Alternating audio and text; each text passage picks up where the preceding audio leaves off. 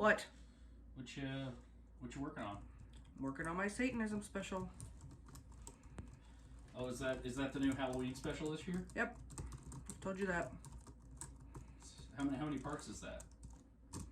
I don't know. 4?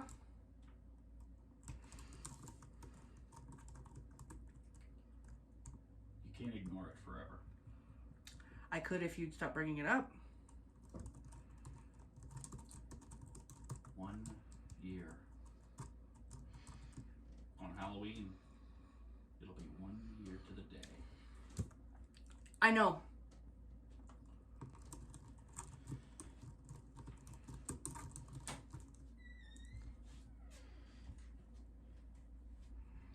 You can't run from it.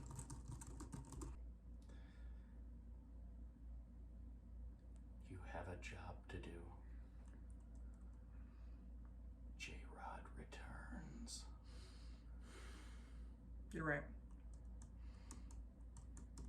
And remember, if you don't, she will. When you're ready to take the next step.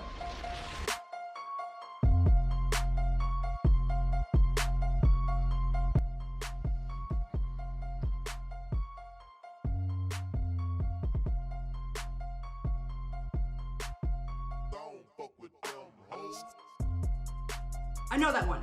Anna Duggar's brother. That's a crib. Pass. You are a baby. Do you want your little bottle? Wham, wham, wham. Try this.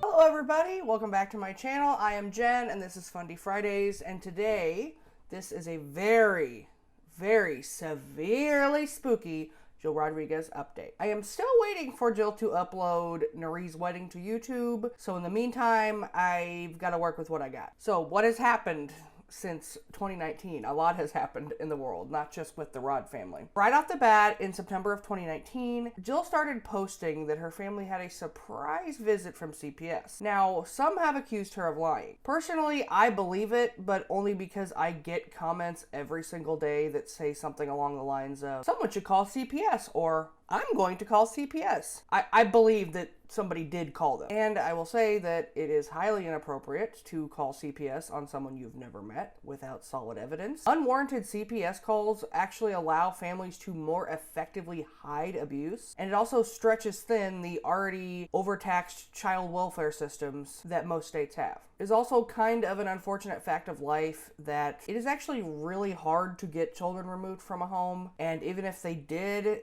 the kids would most likely be split up because there are so many of them. For the record, I do believe that the children are underfed, educationally neglected, and there are reasons to be concerned about their welfare, but I don't think anybody in the Snark community has the necessary evidence to evaluate this concerns to the authorities, and the cons of doing so far outweighs any pros that there could be. In her post, Jill goes on to say that the children sang for the CPS worker, and she made sure that she hugged the female worker, and that their Christian lawyer was contacted. And if you did already know, I am dating a social worker, and James wanted me to point out that social workers are discouraged from hugging clients since it is considered too friendly and generally inappropriate for the social service relationship. Very rare exceptions do exist, but this does not seem like one of those moments. And yes, I am going to use this moment to get a little preachy. I am very uncomfortable when people type "feed your kids" to Jill on social media, and here's why. Number one, it will not do anything. She's not going to listen to us. In fact, it probably feeds her martyr complex. 2, I don't think Jill is actively starving her children. I really think it just comes down to them being extremely poor and they don't have the money to feed 15 people. Now, that could be remedied if they got jobs, but I don't think that's going to happen anytime soon. While this is not necessarily unfair criticism, it still has started to cross the line into bullying, and at this point it's more counterproductive than helpful. And number 3, the constant posting of "feed your kids" and posting pictures on Reddit where you zoom in and circle the girls' rib cages to show how skinny they are is problematic, and I don't want to encourage it. Since the release of the original J-Rod video, a lot has changed, and I feel differently about a lot of things, and I would like to approach the subjects a little differently, so I'm gonna continue to be preachy. I find this attention on Jill really interesting because she is not famous in any capacity except Fundie Snark circles, and it is very obvious that she wants to be famous, otherwise she wouldn't broadcast her every move on social media. She wants that TLC money, and I don't think it's going to happen. And since she rides the coattails of other moderately famous Fundies like the Duggars and the Plaths, she's being picked up by gossip channels that do not care about ethics or do appropriate thorough research. These kinds of channels in particular seem to have this dehumanizing, gossipy, TMZ style approach to their subjects. For wealthier, better connected families, this kind of attention might not be a problem,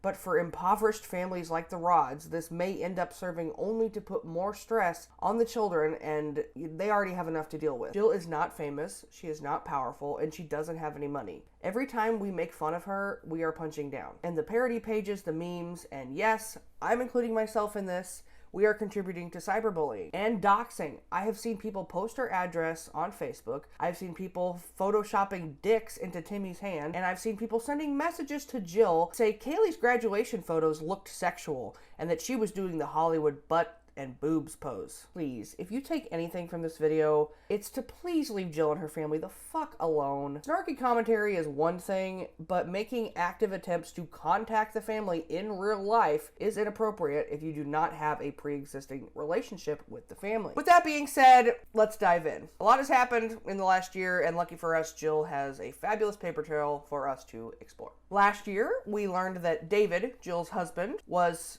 interested in her when he was 19 and she was 12. Sorry, she was interested in him at that time. Okay, I looked it up and it's actually much worse. So Jill was interested in David when she was 12 and he was 19, and then she says that he didn't notice her. Good. And when she was 14 years old, he started staring at her, and then when they were 16, when she was 16 and that would make him 21 is when they started talking. So still horrible. And all year, we have been treated with these lovely messages that have allegedly been written by the daughters, but they're probably actually written by Jill. We say this because they use the exact same tone and unique capitalization that Jill uses, so nice try. In November, Nathan Keller finally popped the question. The proposal itself might have been a little overproduced, but I am actually very happy for the couple.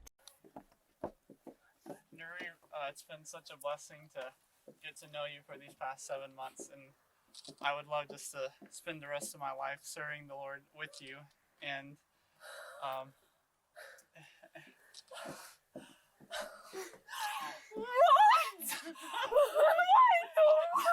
Caitlin Rodrigues, would you marry me?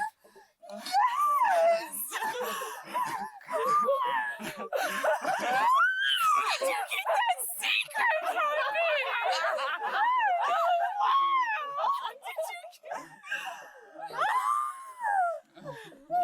It's beautiful. Jill made it very clear that these two virgins will not be doing any premarital hanky-panky. Many have commented that Nuri and Nathan are so thin that they can both fit in this chair, but I don't like talking about people's weight. I lost the right to criticize people's weight when I was not allowed to ride the Escape from Hogwarts ride at Universal.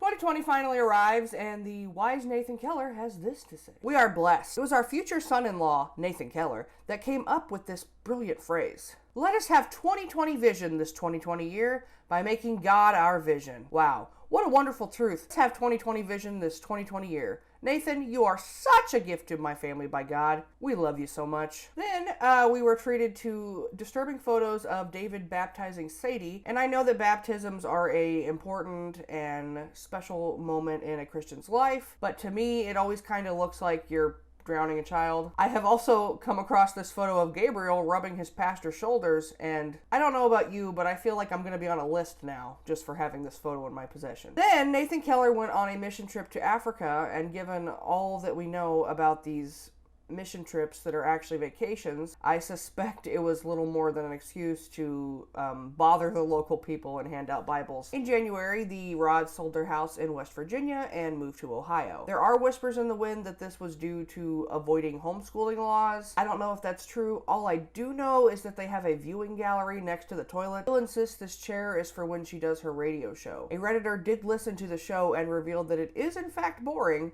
and it is a thinly veiled attempt at advertising her family for performances. Then Timmy started a crusade against pornography. Jill name-dropped the Plaths again, and then she had a three-way date with herself and David, Nari and Nathan, and the Keller parents. She makes sure to remind us that this was the same restaurant that Josh proposed to Anna. Trust me, Jill, I wish I could forget. I really do. Then Timmy posted this bizarre photo and caption bragging about how much he can binge eat, which only raised further questions. Then the unprecedented times started, and Jill and her family made no effort to follow social distancing guidelines or wear masks. She continues to support Trump and generally seems to make everyone else around her uncomfortable. Then there may or may not have been some hokey pokey surrounding Timmy's time at flight school. It appears maybe he left or possibly flunked. I remember these posts from Reddit and Facebook from people claiming to know him personally, and they were saying stuff like Jill would call and yell at him on speakerphone and that he's been hit in the head with a clock. But all of this is unconfirmed, so be careful. People do, in fact, go on the internet just to tell lies. Summertime rolls around and the world is on fire in more ways than one. But if there was one ray of hope, one bright star in a night sky, it was Timmy's music video.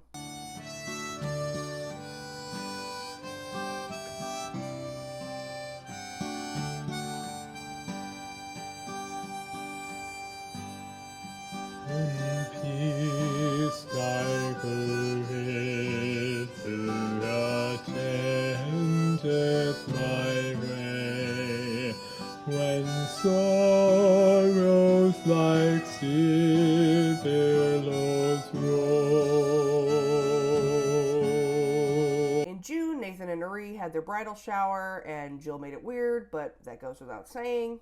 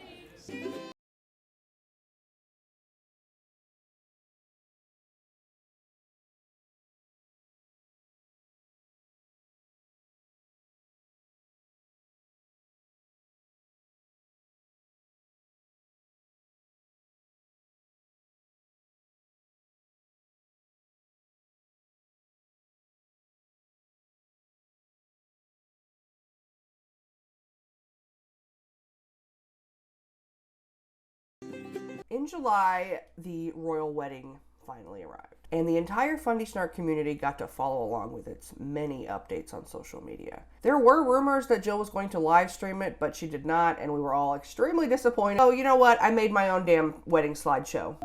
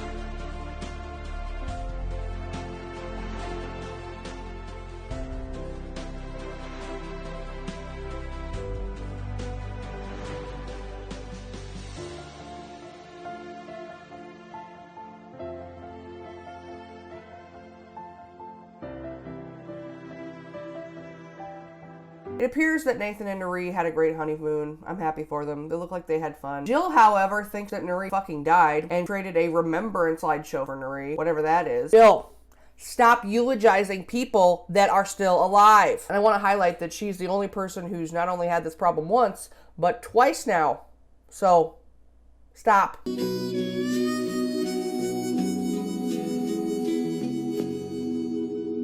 Hold tight to the sounds of the music of living. Happy songs from the laughter of children at play. For we have this moment to hold in our hands and to touch as it slips through our face. In conclusion, Jill still sucks. She's a right-wing narcissistic D-list Fundie celebrity.